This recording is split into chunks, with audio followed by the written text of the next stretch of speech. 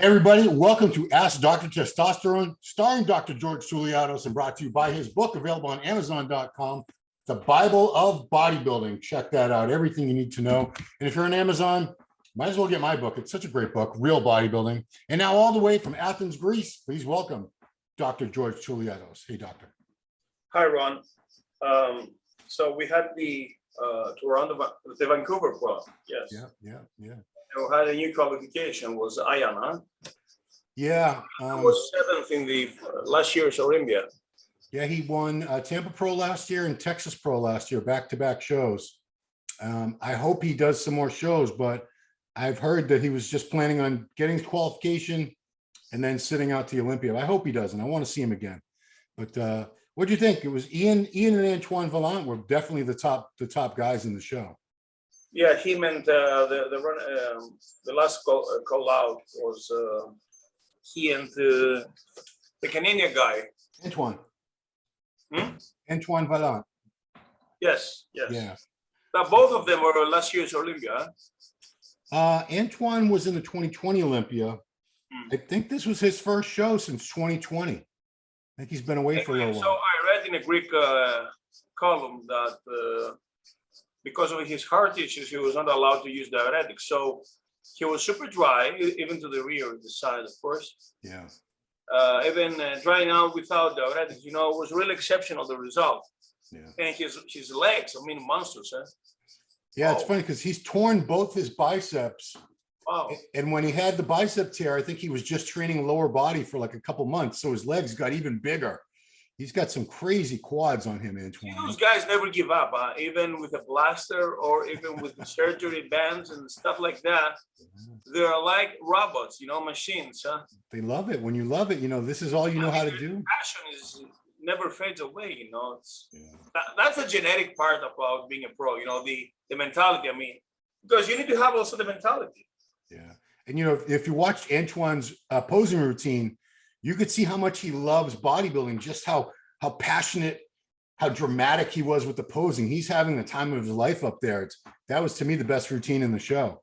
Just a lot of classic poses and really, really dramatic transitions. I love Antoine's posing. I think he's phenomenal.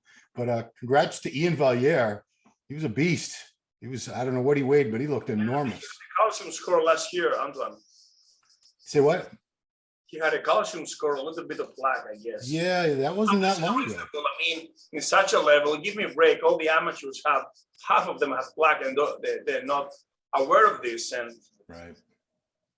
Yeah, he supposedly had a clean bill of health from his doctor to go ahead with it. So, I'd love to talk to him about it and hear more about it when I get a chance. But so we only have 2 questions this week, but one of them I really want to get into because it's something I've wanted to talk to you about. And now finally someone asked as a question, and there's my excuse. But let's get the first question out of the way before that, which is what kind of safer dosage progression on mild compounds, think of Test, Primo, Deca, Equipoise, would someone use to achieve a respectable physique with an addition of 5 to 10 pounds per year of lean mass?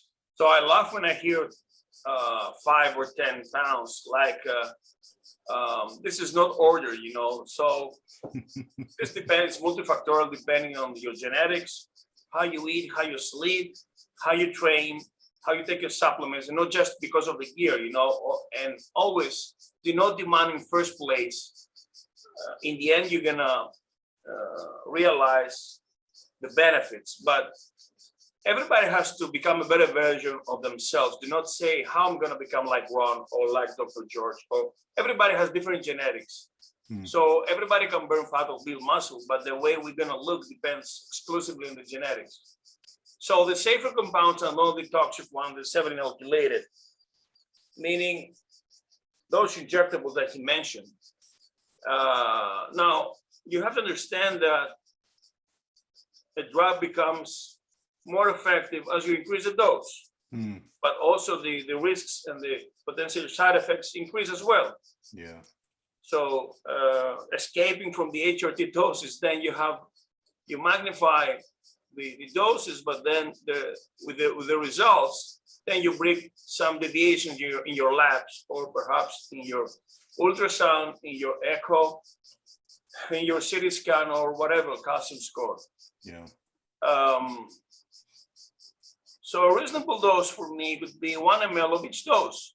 If this is not enough for you, then bust your ass more, eat every 2 hours, and train twice a day and sleep 10 hours every night before midnight, you know, to get the most out of it. So, and I'm not sure, I'm not betting the result 5 or 10 pounds. Yeah. If you wanna, in the end of the year, if you gain 12 pounds, meaning that each month you gain 1 solid pound, you know, this is not easy. It's half a kilogram of pure beef muscle. You know, it's 6 kilograms per year. It's not easy. No, I'd say it's easy when you start, when you begin training. Absolutely, yes. The beginner's best because you have fresh receptors. Yeah. The androgen receptor, they suck up everything, you know. And this happened to me also when we used to have, I listened to your podcast with Jay, and Jay was right about, in the 90s, we used to have pharmaceutical grade stuff. You were using 250 testosterone, it was pure. Yep. Now, you know, I open up the vial from the Greek pharmacy, and it's usually 0.6, 0.8, not 1 ml. And apart from this, you know that you're using the real deal shit, you know? Yeah. You don't need 50 milligrams of Anavar because the 10 milligrams out of the pharmacy were working exceptionally. The same for Dianabol. You know, I was taking 10 milligrams, it was the devil itself, you know? Super strong from Bulgaria, yes. Yeah, yeah. So now the drugs are underdosed. The best scenario. Yeah, I mean, nobody knows, very few people know how much they're really using. You know, because you're taking a test and it's an underground, it says 200 mgs per mil. Is it? I don't know. Maybe it's 100, maybe it's 50. You know, and maybe it says the roid test kit. Quantitative, but not qualitative. It's semi-qualitative. Actually, you don't know 100% how much of it is inside. Yeah. The best scenario is to know either if it's or not the compound, the substance. Yeah, I mean, it's the good thing about the roid test kit is at least you know, say somebody. Yeah, if you got a bottle of Primabol, and it's usually twice as expensive, 3 times expensive as test. And it's not master or it's not propionate. Right. So sometimes drug dealers, companies will just give you test and label it Primobolan or Masteron or whatever. Supposedly the late George Peterson, I don't know how true this is. I keep hearing this rumor that when George Peterson III, they did his toxicology and his autopsy, he was only on test. But maybe they were only looking for testosterone, and you know what I mean? They weren't looking for Masteron, Primo. Why not? I don't know, but it has to be a chemical lab, huh? I mean, does that make sense to look at him and he was only on testosterone with that physique? No, no, of course not. Maybe it was not detectable in the casual laboratory. They just have reagents for testosterone. Yeah, so that's what I think, and I think that's why it doesn't make sense to me. Someone at that level, 3rd place at the Olympia 3 times. They're stacking, obviously.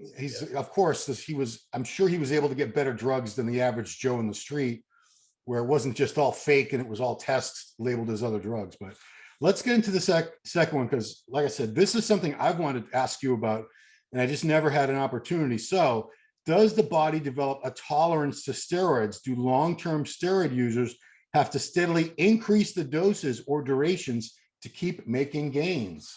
Yeah, we said that before also, but we know the saturation receptor theory of the androgen receptor. Mogitala speaks about this in the prostate, but also it happens to other tissues. So gradually, you cannot assimilate more of the compound, and then it's like the same with clenbuterol. You just need more of the drug that brings the side effects, but no ergogenic effects, you know? Yeah. And then you need to stop either the compound to open up the receptors again to unblock them, or I don't believe that changing the esters. Perhaps changing the compounds, perhaps allegedly it can help now changing from, certain drugs in the off season or specific drugs during the cutting phase. We have a few varieties that we can change. Mm. But certainly, yes, the advanced can make the most 5 to 10 solid gains of pounds per year. All right. Yeah. And the pro, they can, the beginners, they can make 20 pounds in a few months, Of course, it's water and fat, but they absorb everything, they utilize everything, they assimilate everything. Right. Yeah. But I mean, so someone at my level, so I started using steroids at the end of 1996. So we're going back, was that 35 years? Is that how long it's been? No, wait a minute. 25 years, right? 26 years. No, 1996. Yes, 26 years. Wow. Okay. So it's been a long time.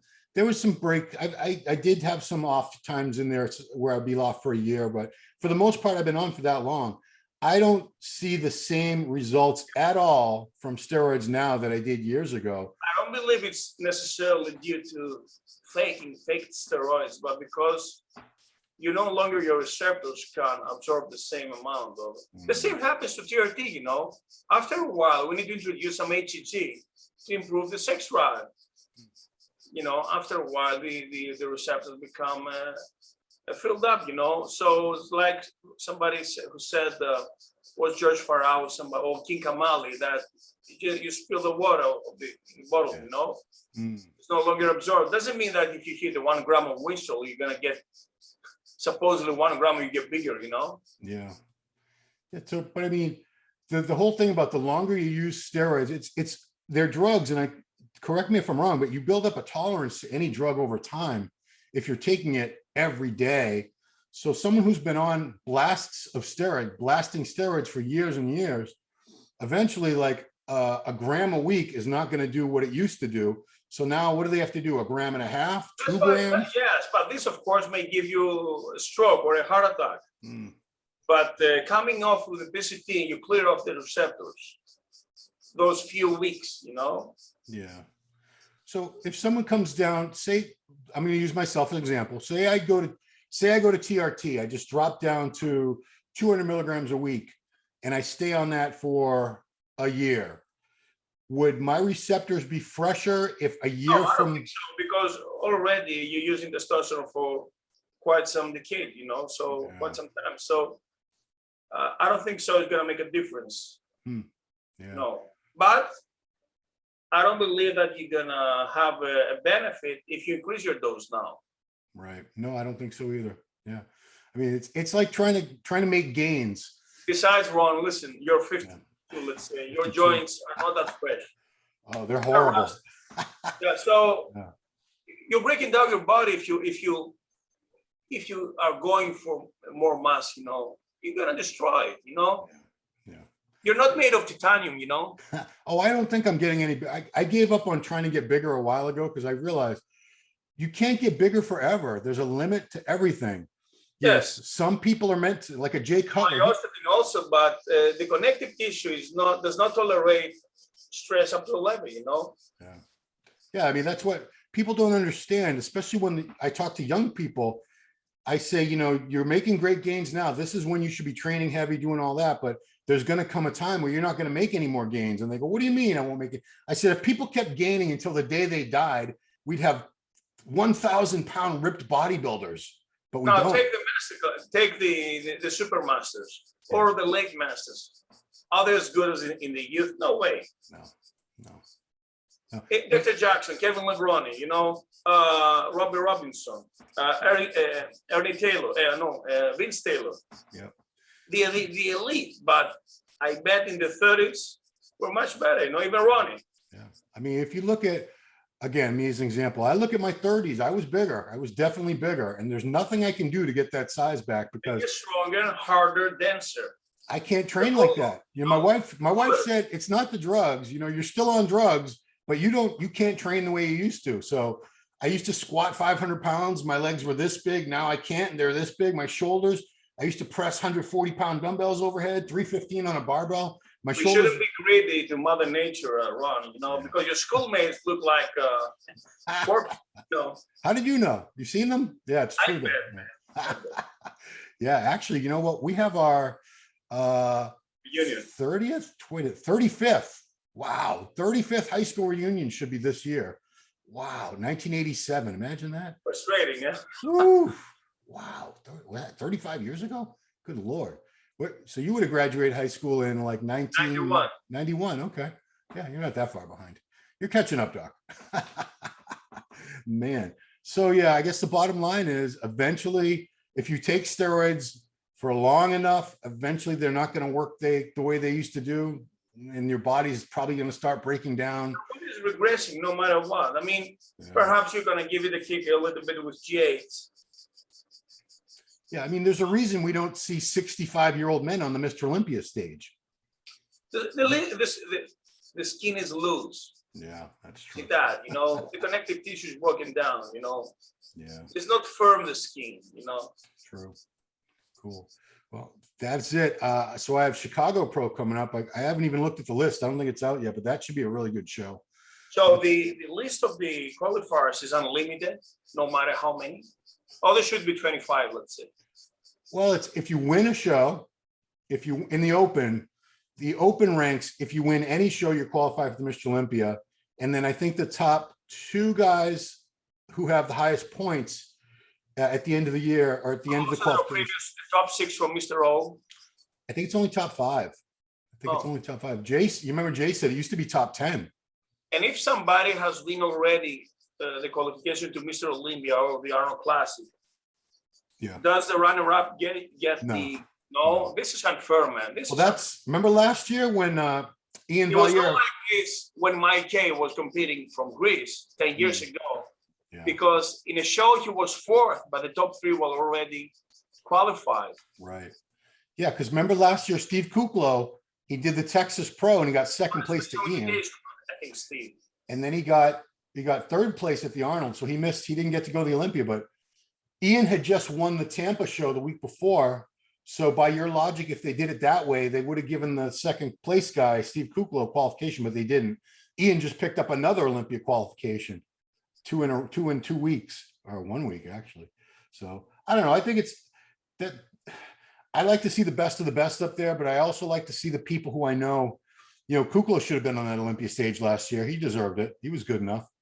So yeah, but in other divisions, sometimes winning a show isn't enough because they have so many contests. And also Winkler came back.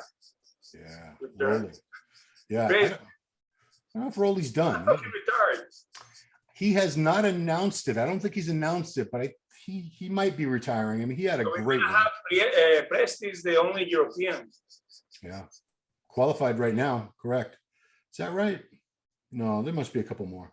Oh, I German, mean, no. well, there's all the guys from the Olympia, you know, Bonac and those Oh yeah, Bonax from Netherlands, yes. and Hadi, that's not Europe, that's Middle East. But Persian, still, yes. yeah.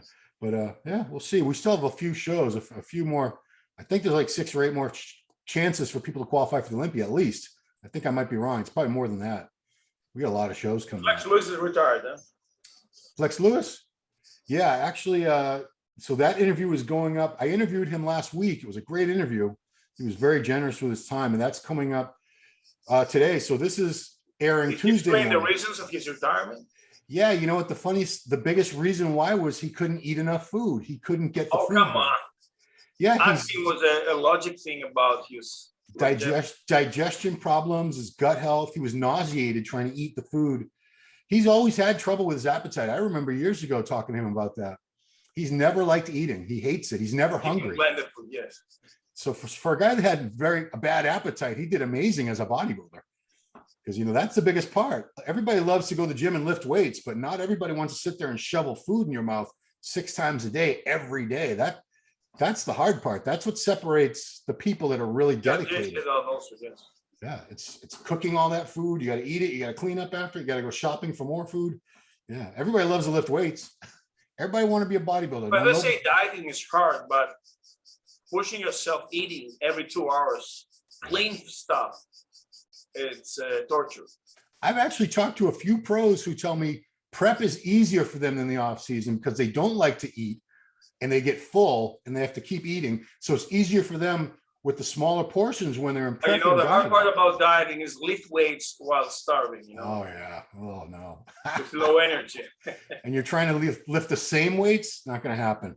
Yeah, you're going to get a little bit weaker. It's got to happen. You look flat, you know. Well, that's what people hate. That's why so many people cheat on their diets. Like, I look fat, I look flat, I feel flat. I need a cheat meal, and they'll give them. To eat junk to look fuller, you know. I mean, it works, but it's really just the salt and the fat and everything that fills you out. It's not anything magical. But you know, fat people are full all the time. You want to look like that, right? Oh man, I'll leave you with one last joke. Having abs at 150 pounds is like having abs, a six-pack at weighing 150 pounds is like having big arms when you're a big fat 400-pound obese guy. Yeah. Doesn't count. Stick with abs. I don't know where I came up with that one.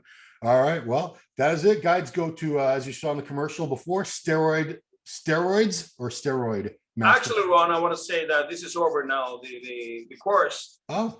And we had a very good first month. So I earned around $1,500. Okay. It was not bad for 1 month, but later the second month, you know, it had the plateau. Oh. So we're thinking now to bring a course speaking about either TRT or nutrition and training. Okay. Yeah, cool. Okay, but I think because it was about 30 people who got subscribed, and I hope they enjoyed and they got information. And yeah, it was a good salary. Right on, cool. All right, well, guys, please subscribe to the channel, hit the video notification bell. If you have questions for Dr. Touliatos, please leave them in the comments below. Or if you don't have a question, just leave a comment. We'd love to hear your feedback.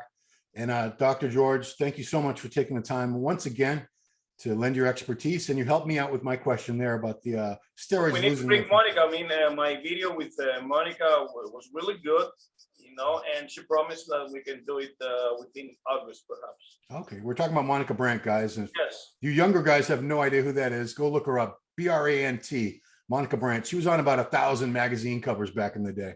Yeah, for good reason. And swimsuit issues, as you can imagine. So that's it. Thank you, doctor. Appreciate it so much. Guys, thank you for watching Ask Dr. Testosterone with Dr. George Touliatos, and we'll see you next time.